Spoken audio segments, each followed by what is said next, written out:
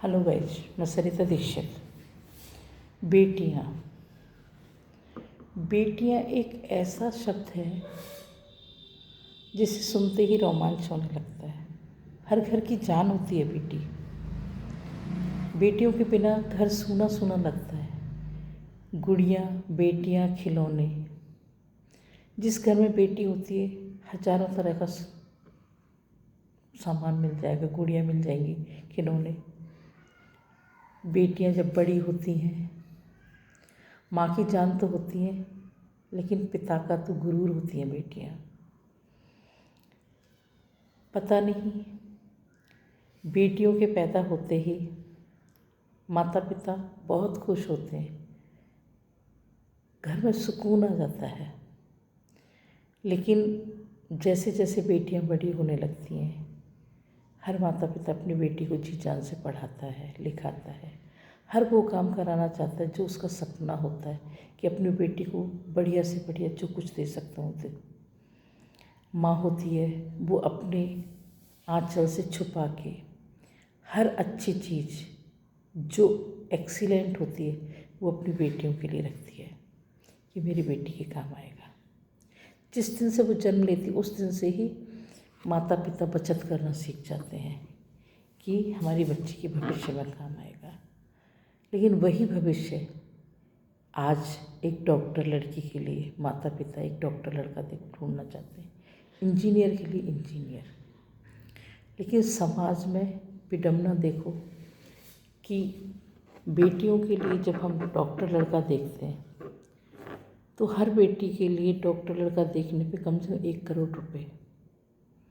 माता पिता का सबसे बड़ा संघर्ष यहाँ चालू होता है कि बेटियों को जन्म दे के पढ़ाना लिखाना, एक अपने शरीर के हिस्से को स्वयं से अलग करना, अपने चाँद को किसी दूसरे के आंगन में उतारना, उसके बावजूद भी हमेशा निगाह नीची करके बात करना कि तुम बेटी के बाप हो, हम लड़के वाले हैं।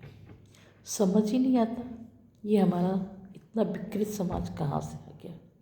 हमने तो कहानियाँ सुनी है राजा जनक की और दशरथ की। देखने में आता है कि जब राजा जनक सीता का स्वयंवर हुआ था और राजा दशरथ को जब बेटी का कन्यादान करने के बाद में राजा जनक ने दशरथ को कहा था मेरी बेटी आपके हवाले, आप बड़े हो। तो दशरथ जी ने उनको तुरंत उठा लिया था, बोले बड़े तो आप हो, मैंने तो अपने पुत्र का विवाह किया है, लेकिन आपने तो अपनी बेटी हमारे कुल के लिए दी है कि हमारे कुल को आगे बढ़ाएगी। क्योंकि हमेशा कुल का मान भी बेटियां ही रखती हैं। बेटियां हमेशा 2 घर की शान होती हैं, जान होती हैं। बेटे एक घर का मान बढ़ाते हैं, बेटियां 2 घरों का मान बढ़ाती हैं, अपने पीहर का और ससुराल का।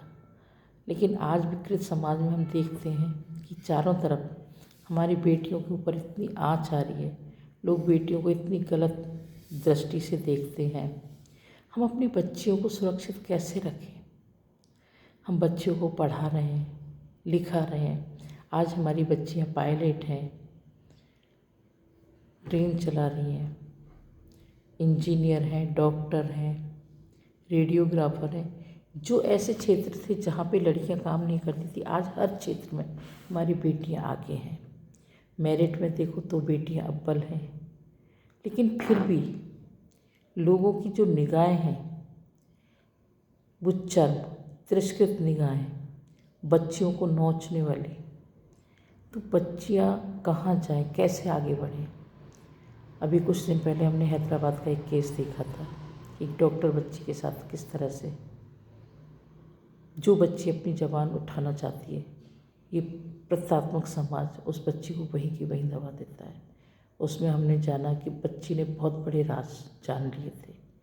एक सुसंस्कृत समाज की एक महानायक बनने वाली बेटी को तुरंत दबा दिया गया। आज समाज में बेटियों का समान अधिकार है, लेकिन वही समाज अधिकार के नाम पे बेटियों के साथ दीपापोती करता है। माता पिता की प्रॉपर्टी पे बेटियों का नाम मात्र का अधिकार है। जिनके पास परिवार है उनको कोई फ़र्क नहीं पड़ता, उनके लिए प्रॉपर्टी की ज़रूरत भी नहीं, उनको अपने माता पिता का प्यार और सम्मान बहुत है। लेकिन कुछ बच्चियों जिनके माता पिता किसी कारण से नहीं रहे और अपने भाई और भाभीयों से भी अच्छे से नहीं पढ़ती, तो उनको तो प्रॉपर्टी की ज़रूरत होती है ताकि वो आगे पढ़ सकें, समाज में अपना मुकाम हासिल कर सकें। और कई बार तो ऐसा होता है शादी विवाह के लिए भी उनकी तरफ कोई देखने वाला नहीं होता, उनके परिवार उनको एक तरह से त्याग देते हैं। तो उस स्थिति में क्या करें, कैसे जिएं? पढ़ी लिखी लड़कियां जो बराबर का समाज में, निर्माण में, हर कार्य क्षेत्र में आगे हैं, काम कर रही हैं, लेकिन उन बच्चियों पे दोहरी मार पड़ रही है।